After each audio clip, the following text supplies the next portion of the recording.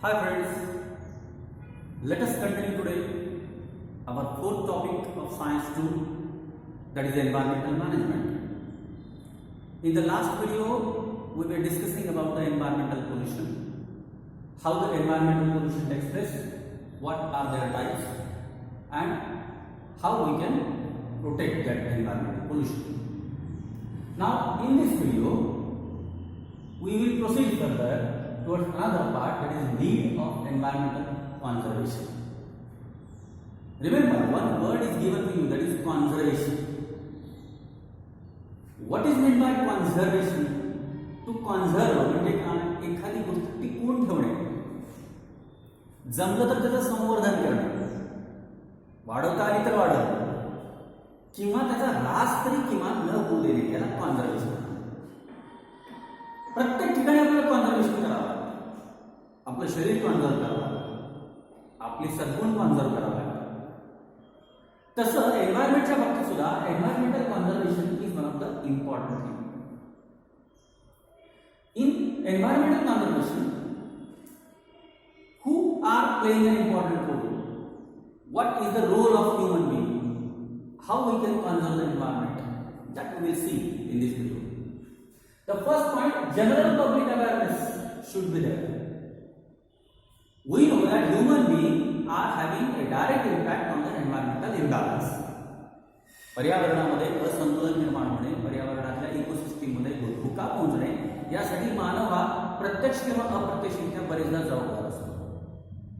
आणि बरेचदा आपण एन्व्हायरमेंटलचा ऱ्हास करू लागलो की बरेचदा लोकांना कळत पण नाही.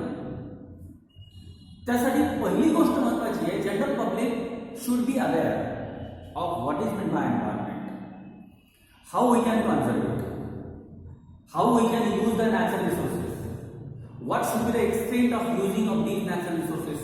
All these things must be known for the general public, because we know that participation of these people is one of the important things in the conservation of environment.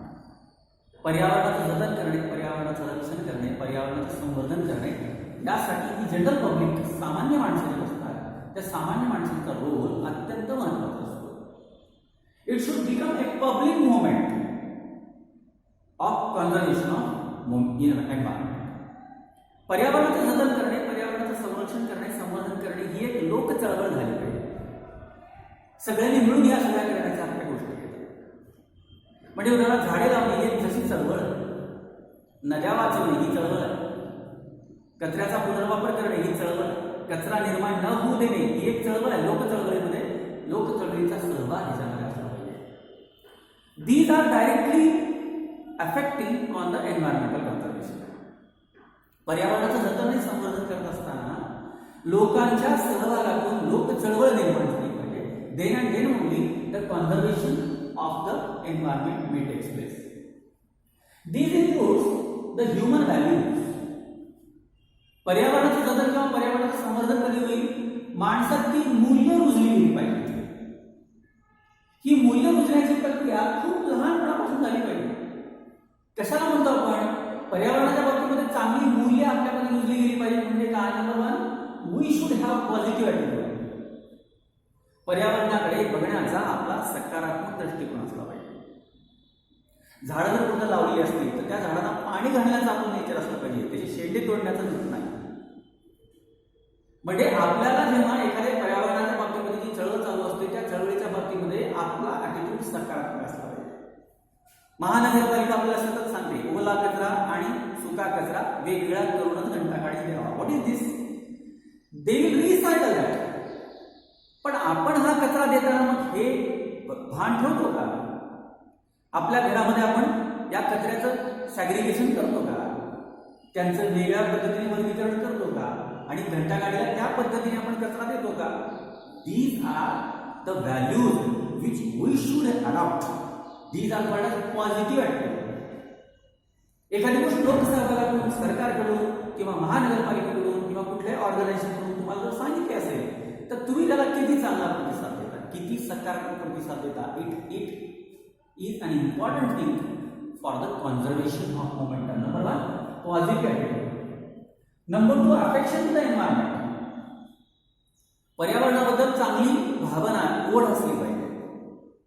म्हणजे या पर्यावरणातील प्रत्येक घटकाचा आपल्याला निसर्गाचा आनंद घेण्याची ओढ असली पाहिजे. स्वच्छ पाण्याची झरे आहेत, नद्या वाहतात, पर्वतांवर मोठमोठी झाडं आहेत, टेकड्या आहेत. Natural things are there.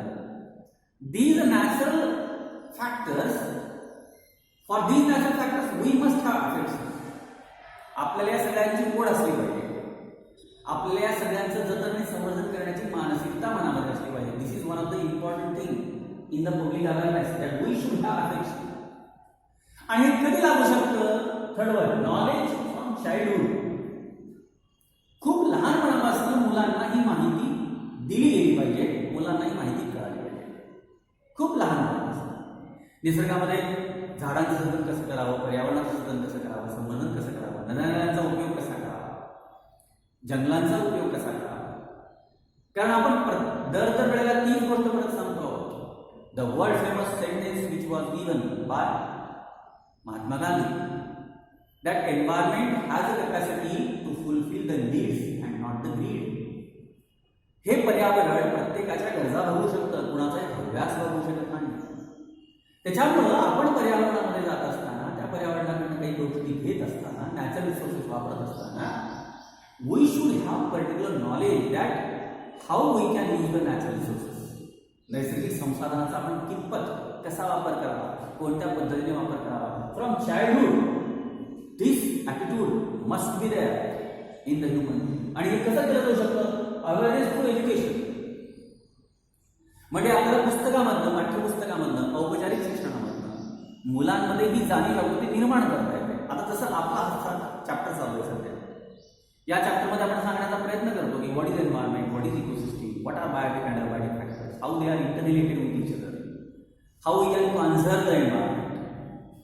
हे सगळं जे तुम्हाला अभ्यासक्रमामध्ये शिकवलं जातं, it is one of the part of what conservation of environment. पर्यावरणाचं जतन आणि संरक्षण करण्याचा हाही एक मार्ग आहे की मुलांना शाळेमध्ये असताना औपचारिक शिक्षणामध्ये 4 भिंतींच्या वर्गखोल्यांमध्ये हे शिकवलं गेलं पाहिजे. मुलांना या गोष्टींची जाणीव करून दिली पाहिजे. वृक्ष संवर्धन कसं करावं, वृक्षाची लागवड कशी करावी, त्यांची जोपासना कशी करावी, नद्या नाल्यांचं जतन आणि संवर्धन कसं करावं, सगळ्यात बाबतीत सगळ्यात नॅचरल रिसोर्सेसचं जतन संवर्धन कसं करावं, यूज कसा करावा. All this things must be given in your syllabus. The formal syllabus will be there and the education must be given to the child, that is awareness to education. काय गरज आहे natural एन्व्हायरमेंटचं conservation करण्याची गरज काय? What is the need of environmental conservation? पर्यावरणाचं जतन आणि संवर्धन का करावं लागतं? एक एक मुद्दे आपण बघू. Number 1, protect the sources. For protecting the natural resources. नैसर्गिक संसाधनांचं जतन आणि संवर्धन करण्यासाठी, पुढच्या पिढींना हस्तांतरित करण्यासाठी आपल्याला नॅचरल एन्व्हायरमेंट कॉन्झर्वेशन म्हणजे काय आणि ते कसं केलं गेलं पाहिजे याचं ज्ञान. आपण काय करतोय? मोठ्या प्रमाणामध्ये नॅचरल रिसोर्सेस वापरतो. पाण्याचा भरमसाठ वापर करतो आपण, इंधनांचा भरमसाठ वापर करतो आपण, जंगलांचा भरमसाठ वापर करतो. निसर्गाने जी जी काही देण आपल्याला दिली आहे त्याचा भरमसाठ एकतर्फी वापर करतो आपण. असं झालं तर सध्याच्या पिढीला त्या गोष्टी मिळतील, पुढच्या पिढीला काहीच मिळणार नाही. आणि हे सगळे घटक वन वे वापरले जातील. So number 1, protection for the natural resources. For this need of environmental conservation. Number 2, it is necessary to protect the biodiversity. Biodiversity म्हणजे जैवविविधता आपल्याला टिकवता येईल. म्हणजे जसं आपल्याला जगण्याचा अधिकार आहे, तसं सापाला जगण्याचा अधिकार आहे, विंचवाला जगण्याचा अधिकार आहे, बेडकला जगण्याचा अधिकार आहे, मगर, सुसर, वाघ, सिंह, हिंस्र, श्वापद सगळ्यांना या पृथ्वीतलावर जगण्याचा अधिकार आहे. कारण हे निसर्गातले महत्वाचे घटक आहेत आणि प्रत्येकाचा या संपूर्ण इकोसिस्टीममध्ये काही ना काहीतरी रोल आहे. तो कुठल्या तरी ट्रॉपिक लेवलमध्ये आहे. समारीन प्रोड्युसर, समारीन प्रायमरी कंझ्युमर, समारीन सेकंडरी कंझ्युमर, समारीन tertiary, apex consumer, and they have an important role. साप आपल्याला विषारी वाटतो, तो चावतोय असं वाटतं, पण सापाचा एन्व्हायरमेंटमध्ये अत्यंत महत्वाचा रोल आहे. कारण त्याचं खाद्य उंदीर आहे. शेतामधले उंदीर तो खातो आणि त्यामुळे शेतकऱ्यांचा त्याच्यामुळे फायदा होतो.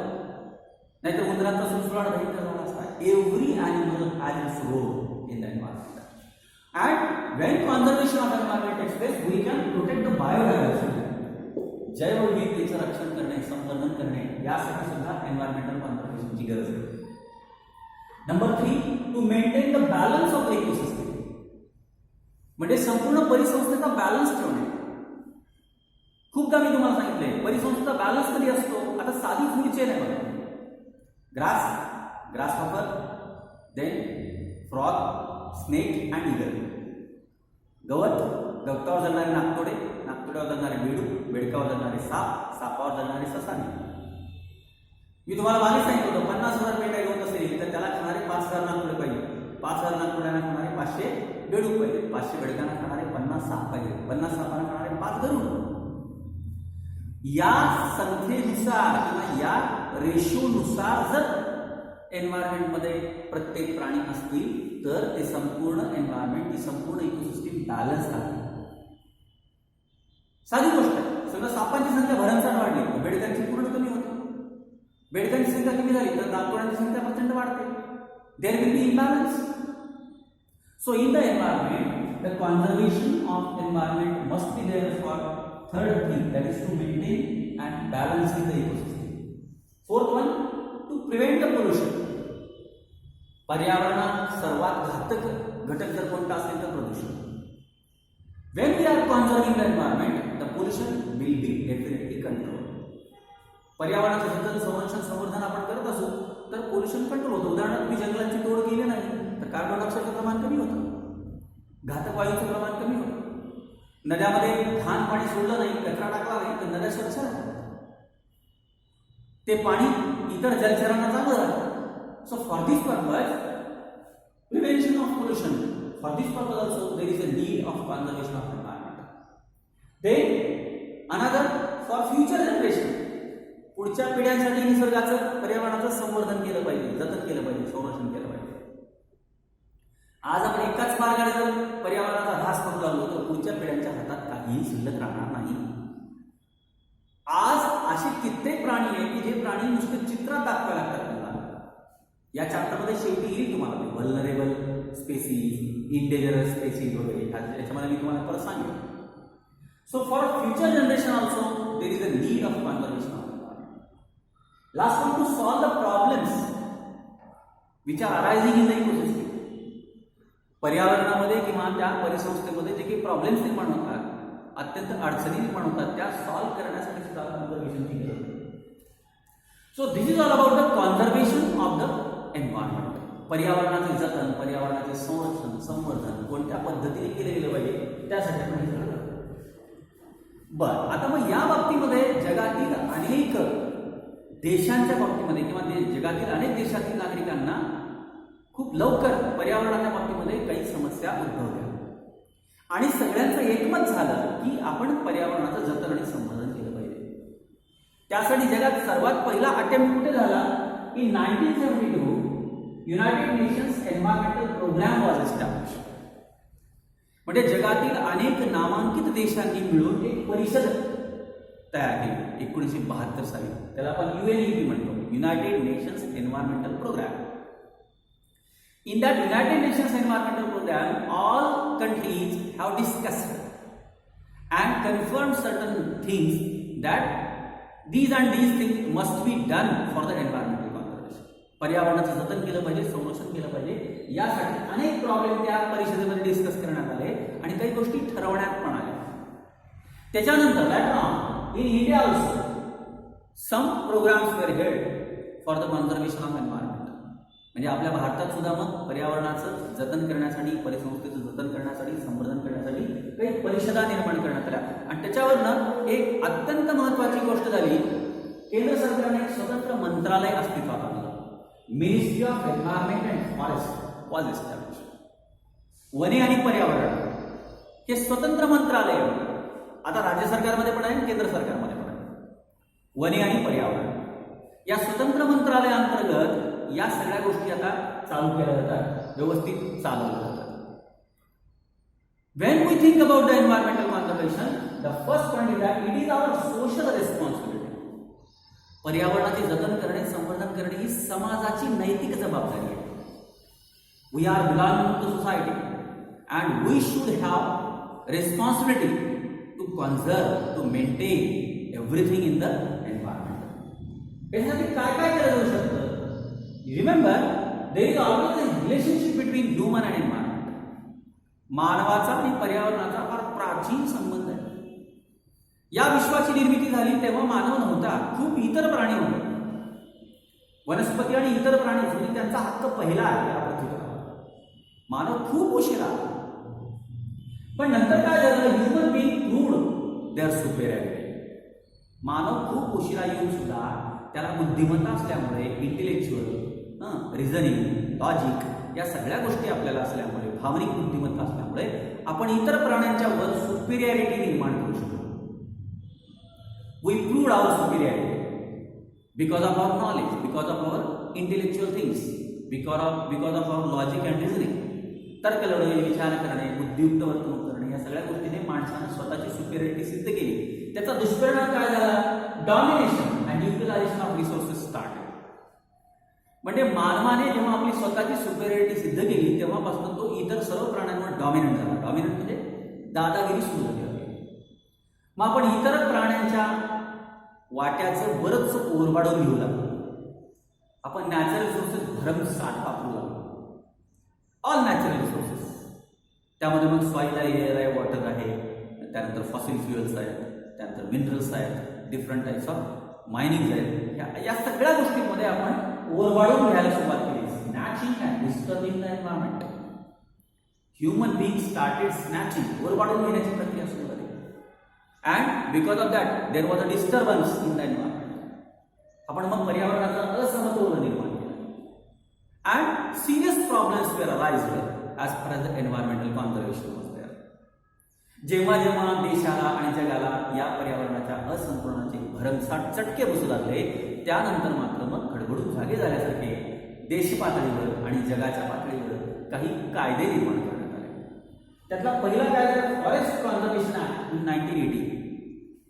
आपल्या देशामध्ये 1980 साली वने जतन करण्याचा कायदा निर्माण झाला. फॉरेस्ट कॉन्झर्वेशन, जंगलांचे जतन आणि पर्यावरण करण्यासाठीचा 1980चा कायदा निर्माण झाला. त्या कायद्याअंतर्गत if suppose an area is declared as a forest, then in that forest you cannot cut the trees, you cannot get the wood material from these trees from the forest. तुम्ही त्या जंगलाची तोड करू शकत नाही. The person which is guilty in that case will be imprisoned. That person can get arrest for 15 days. The person can be punished. या सगळ्या गोष्टी 1980च्या जंगल वन पर्यावरणाच्या बाबतीत जतन करण्याच्या कायद्यामध्ये निर्माण झाल्या. Next one, environmental conservation act 1986. 1986 ला पर्यावरण प्रदूषणाच्या बाबतीमध्ये, पर्यावरण संतुलनाच्या बाबतीमध्ये, संवर्धनाच्या बाबतीमध्ये एक आणखीन एक कडक कायदा असतो 1986 ला. Particularly that act was related with the control of pollution. प्रदूषणाचं म्हणजे प्रदूषण कसं कमी करायचं या बाबतीमध्ये 1986 ला एक अत्यंत कडक कायदा असतो. त्या कायद्याअंतर्गत तुम्ही ज्या इंडस्ट्रीज निर्माण करता, जे प्रकल्प तयार करता, त्या प्रकल्पाचं, त्या इंडस्ट्रीजचं वेस्ट मटेरियल जे आहे ते वेस्ट मटेरियल तुम्हाला आता नद्याच्या पाण्यामध्ये सोडता येत नाही, हवेत उगीच सोडून देता येत नाही. You should treat on that. This was an act which was enacted from 1986 which is known as environmental conservation act.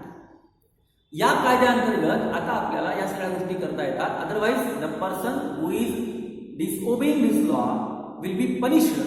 1,00,000 पर्यंत जुर्माना त्या व्यक्तीला भरावा लागतो किंवा इम्प्रिझनमेंट. 210 ला त्याचं एस्टॅब्लिशमेंट सुरू झालं, इम्प्लिमेंटेशन सुरू झालं. There are another several laws. Sound pollution act 2000. It was for control and prevention of sound. म्हणजे ध्वनी प्रदूषण कायदा 2000 साली अस्तित्वात आला. बायोमेडिकल वेस्ट मॅनेजमेंटचा कायदा 1998 साली अस्तित्वात आला.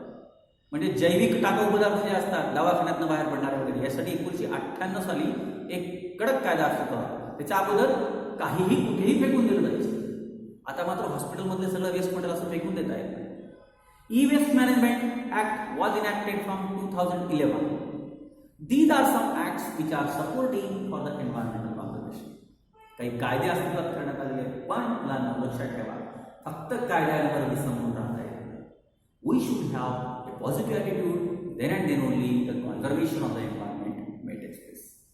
So this is all about the conservation of environment. The next part we will discuss in the next video. Okay, thank you.